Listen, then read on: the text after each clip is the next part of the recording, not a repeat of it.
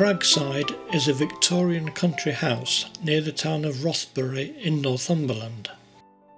It was created by William George Armstrong, who became the first Baron Armstrong. He was an inventor, notable engineer, and founder of the Elswick Engine Works in Newcastle. In 1863 he started to construct a small house for occasional summer visits, named Cragside, from Crag End Hill above the house. The original modest building consisted of a small shooting lodge which Armstrong built between 1862 and 1864. In 1869 he employed the architect Richard Norman Shaw to enlarge the site, and in two phases of work between 1869 and 1882 they transformed the house in the style of Neuschwanstein, a castle of that name in Bavaria. A priority from the start was planting the surrounding moorland hills with trees.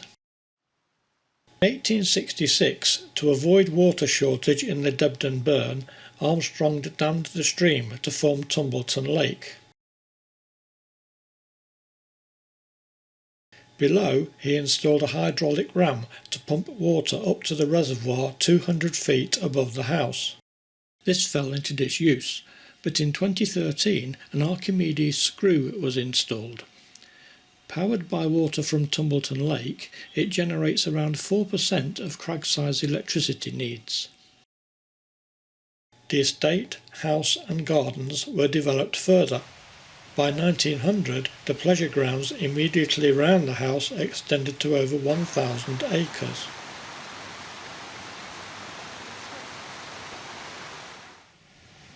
There were some 40 miles of drives and footpaths laid out along the burns, crags and valleys.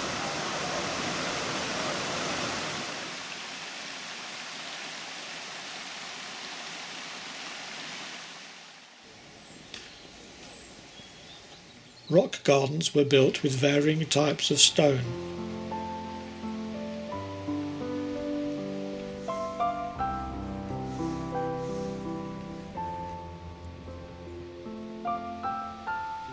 Formal gardens were laid out at Cragside Lodge, situated 400 yards across the valley from Cragside, alongside the land steward and head gardener's houses. They included a series of terraced gardens. The upper terrace was furnished with glasshouses and ferneries. The central terrace was set with a dramatic carpet bedding display and a large orchard house.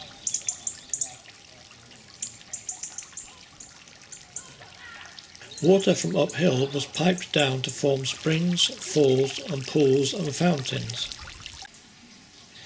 The lower terrace was laid out with an Italian garden, and below this was the kitchen garden.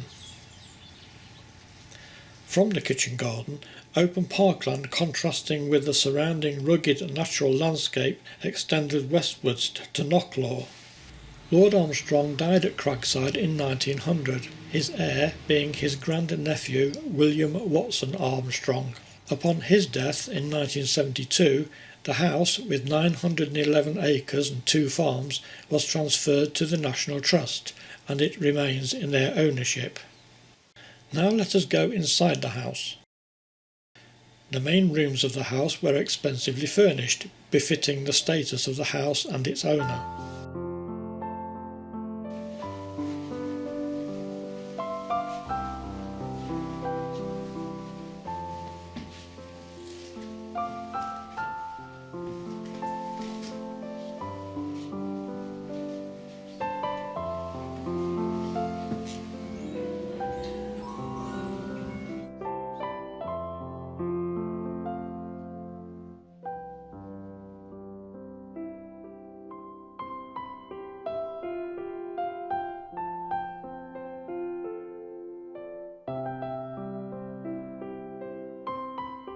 Joseph Swan, the inventor of the incandescent lamp, was a friend of Armstrong, and in December 1880 Swan asked Armstrong if he could try out his new invention at Cragside, which became the first house in England fitted with electric lamps driven by hydroelectric power.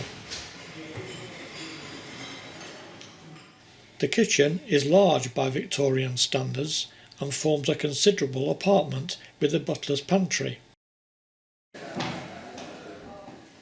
It displays Armstrong's technical ingenuity to the full, having a dumbwaiter